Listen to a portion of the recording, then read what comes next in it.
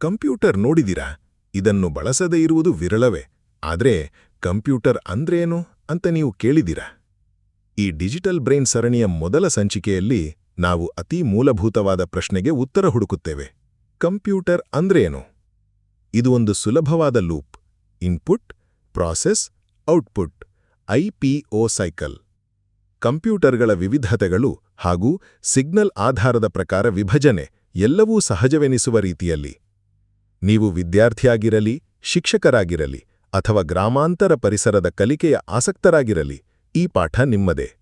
ಹೀಗಾಗಿ ಬನ್ನಿ ಕಂಪ್ಯೂಟರ್ ಲೋಕಲ ಬಾಗಿಲು ತೆರೆಯೋಣ.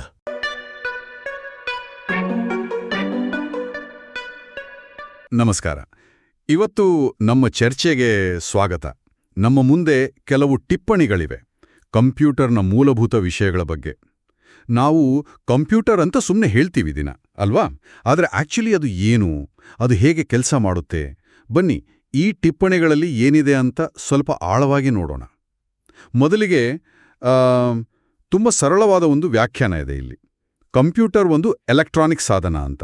ಅಂದರೆ ಅದು ಇನ್ಪುಟ್ ತಗೊಳ್ಳುತ್ತೆ, ನಾವು ಕೊಡೋ ಮಾಹಿತಿ ಅಥವಾ ಸೂಚನೆಗಳು, ಆಮೇಲೆ ಅದನ್ನು ಪ್ರೊಸೆಸ್ ಮಾಡುತ್ತೆ, ಸಂಸ್ಕರಿಸುತ್ತೆ, ಕೊನೆಗೆ ನಮಗೊಂದು ಔಟ್ಪುಟ್ ಕೊಡುತ್ತೆ, ಫಲಾಂಶ.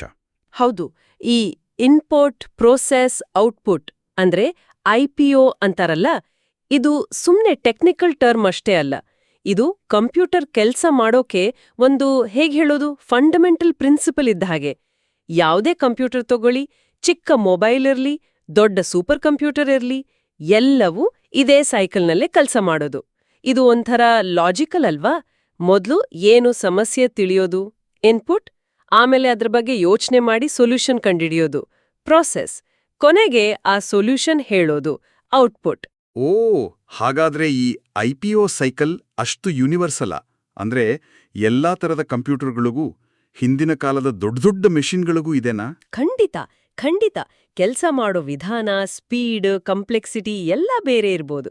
ಆದ್ರೆ ಆ ಬೇಸಿಕ್ ಫ್ಲೋ ಇದೆಯಲ್ಲ, ಮಾಹಿತಿ ಒಳಗ ಬರೋದು, ಅದರ ಮೇಲೆ ಕೆಲಸ ಆಗೋದು, ರಿಸಲ್ಟ್ ಹೊರಗೆ ಹೋಗೋದು, ಅದು ಸೇಮ್.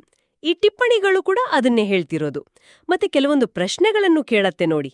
ಏನ್ ಇನ್ಪುಟ್ ಕೊಡ್ತೀವಿ, ಅದು ಏನ್ ಪ್ರೋಸೆಸ್ ಮಾಡತ್ತೆ, ನಮ್ಗೆ ಏನ್ ಔಟ್ಪುಟ್ ಸಿಗತ್ತೆ? ಈ ಪ್ರಶ್ನೆಗಳಿಗೆ ಉತ್ತರ ಬೇಕು ಅಂದ್ರೆ ನಾವು ಕಂಪ್ಯೂಟರ್ಗಳನ್ನೇ ಹೇಗೆ ವರ್ಗೀಕರಿಸ್ತಾರೆ ಅಂತ ನೋಡ್ಬೇಕು. ಸರಿ. ಹಾಗಾದ್ರೆ ಕ್ಲಾಸಿಫಿಕೇಶನ್, ವರ್ಗೀಕರಣದ ವಿಷಯಕ್ಕೆ ಬರೋಣ. ಟಿಪ್ಪಣಿಗಳಲ್ಲಿ ಒಂದು ಮುಖ್ಯವಾದ ವರ್ಗೀಕರಣದ ಬಗ್ಗೆ ಇದೆ. ಅದು ಕಂಪ್ಯೂಟರ್ಗಳು ಬಳಸೋ ಸಿಗ್ನಲ್ ಅಥವಾ ಸಂಕೇತದ ಆಧಾರದ ಮೇಲೆ. ಇದು ಕೇಳೋಕೆ ಸ್ವಲ್ಪ ಟೆಕ್ನಿಕಲ್ ಅನ್ಸ್ಬೋದು, ಆದ್ರೆ ಇಂಟ್ರೆಸ್ಟಿಂಗ್ ಆಗಿದೆ. ಏನಿದು ಸಿಗ್ನಲ್ಗಳ ಬೇಸಿಸ್ ಮೇಲಿನ ವರ್ಗೀಕರಣ? ಹೌದು, ಇದು ನಿಜಕ್ಕೂ ಒಂದು ಇಂಪಾರ್ಟೆಂಟ್ ಕ್ಲಾಸಿಫಿಕೇಶನ್. ಈ ಟಿಪ್ಪಣಿಗಳ ಪ್ರಕಾರ ಸಿಗ್ನಲ್ಗಳ ಆಧಾರದ ಮೇಲೆ ಮುಖ್ಯವಾಗಿ 3 ಟೈಪ್ಸ್ ಇವೆ: ಅನಲಾಗ್, ಡಿಜಿಟಲ್ ಮತ್ತು hybrid. Analogue, digital, hybrid. Okay, ನಾವು ಜಾಸ್ತಿ ಡಿಜಿಟಲ್ ಅನ್ನೋ ಪದ ಕೇಳ್ತೀವಿ ಅಲ್ವಾ? ಸೊ ಈ 3ರ ಮಧ್ಯೆ ವ್ಯತ್ಯಾಸ ಏನು, ಮತ್ತೆ ಇವತ್ತಿನ ಕಾಲಕ್ಕೆ ಯಾವುದು ಮುಖ್ಯ? ಒಳ್ಳೆ ಪ್ರಶ್ನೆ. ಅನಲಾಗ್ ಕಂಪ್ಯೂಟರ್ಗಳು ಅವು ಕಂಟಿನ್ಯೂಸ್ ಆಗಿ ಬದಲಾಗೋ ಫಿಸಿಕಲ್ ಕ್ವಾಂಟಿಟೀಸ್ ಮೇಲೆ ಕೆಲಸ ಮಾಡ್ತವೆ. ಉದಾಹರಣೆಗೆ ವೋಲ್ಟೇಜ್, ಟೆಂಪ್ರೇಚರ್, ಈ ಥರ.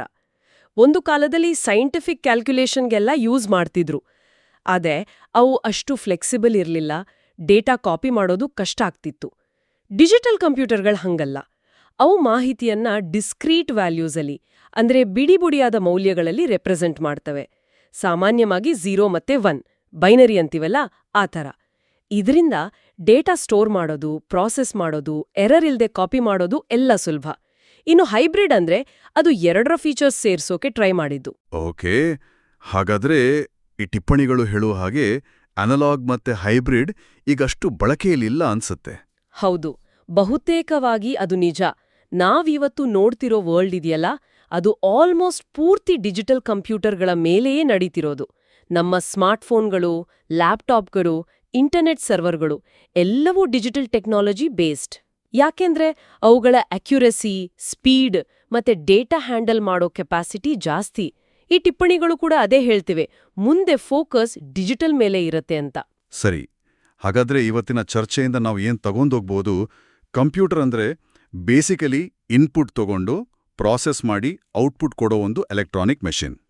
ಮತ್ತೆ ಅವು ಬಳಸೋ ಸಿಗ್ನಲ್ಗಳ ಆಧಾರದ ಮೇಲೆ 3 ವಿಧ: ಅನಲಾಗ್, ಡಿಜಿಟಲ್, ಹೈಬ್ರಿಡ್. ಅದರಲ್ಲಿ ಡಿಜಿಟಲ್ ಅನ್ನೋದು ಇವತ್ತು ಅತೀ ಮುಖ್ಯವಾದದ್ದು ಅನ್ನೋದು ಸ್ಪಷ್ಟವಾಯಿತು. ಖಂಡಿತ. ಇಲ್ಲಿ ಒಂದ್ ವಿಷಯ ಇದೆ, ಅದನ್ನಷ್ಟೇ ವೇಳಿ ಹೋಗಿಸ್ತೀನಿ. ನಾವು ಡಿಜಿಟಲ್ ಅಂತ ಎಷ್ಟು ಸುಲಭವಾಗಿ ಹೇಳ್ಬಿಡ್ತೀವಿ ಅಲ್ವಾ? ಆದ್ರೆ ಮಾಹಿತಿಯನ್ನ ಹೀಗೆ ಸಪ್ರೇಟ್ ತುಣುಕುಗಳಾಗಿ, ಅಂದ್ರೆ ಝೀರೋಗಳು ಮತ್ತೆ ಒನ್ಗಳಾಗಿ ನೋಡು ಈ ಒಂದು ಐಡಿಯಾ, ಇದು ಎಷ್ಟು ಸಿಂಪಲ್ ಆಗಿ ಕಾಣಿಸಿದ್ರೂ ಇದು ನಮ್ಮ ಇಡೀ ಜಗತ್ತನ್ನ ಎಷ್ಟು ಆಳವಾಗಿ ಬದಲಾಯಿಸಿದೆ. ನಾವು ಕಮ್ಯುನಿಕೇಟ್ ಮಾಡೋ ರೀತಿ, ನಾವು ಜ್ಞಾನ ಹಂಚ್ಕೊಳ್ಳೋ ರೀತಿ ಎಲ್ಲವನ್ನೂ ರೀಶೇಪ್ ಮಾಡಿದೆ. ಈ ಡಿಜಿಟಲ್ ಅನ್ನೋ ಕ್ಲಾಸಿಫಿಕೇಷನ್ನ ಪರಿಣಾಮಗಳು ನಾವು ಯೋಚನೆ ಮಾಡೋದಕ್ಕಿಂತ ತುಂಬಾ ದೊಡ್ಡದು. ಇದ್ರ ಬಗ್ಗೆ ಯೋಚಿಸೋದು ಒಂಥರ ಇಂಟ್ರೆಸ್ಟಿಂಗ್ ಅನ್ಸುತ್ತೆ ಅಲ್ವಾ?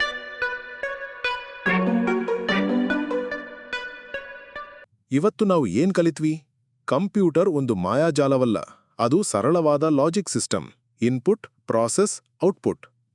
ನಾವು ಏನು ಕೊಡುತ್ತೀವಿ, ಅದು ಏನು ಮಾಡುತ್ತದೆ, ನಮಗೆ ಏನು ಸಿಗುತ್ತೆ, ಈ ಪ್ರಶ್ನೆಗಳು ಅರ್ಥಪೂರ್ಣವಾಗುತ್ತವೆ. ಕಂಪ್ಯೂಟರ್ಗಳಲ್ಲಿ ಅನೇಕ ವಿಧಗಳು, ಅನಲಾಗ್, ಡಿಜಿಟಲ್, ಹೈಬ್ರಿಡ್. ಆದರೆ ಇಂದಿನ ಜಗತ್ತಿನಲ್ಲಿ ಡಿಜಿಟಲ್ವೇ ಮುಖ್ಯ. ನಿಮಗೆ ಇವತ್ತು ಏನಾದರೂ ಹೊಸ ಅರಿವು ಆಯ್ತಾ? ಹೇಳಿ ನಮಗೆ. ದಯವಿಟ್ಟು ಸಬ್ಸ್ಕ್ರೈಬ್ ಮಾಡಿ, ನಿಮ್ಮ ಅಭಿಪ್ರಾಯ ಹಂಚಿಕೊಳ್ಳಿ. ಪುನಃ ಭೇಟಿಯಾಗೋಣ. ಡಿಜಿಟಲ್ ಯಾನದಲ್ಲಿ ಮುಂದಿನ ಹಂತವನ್ನು ಅನಾವರಣ ಮಾಡೋಣ.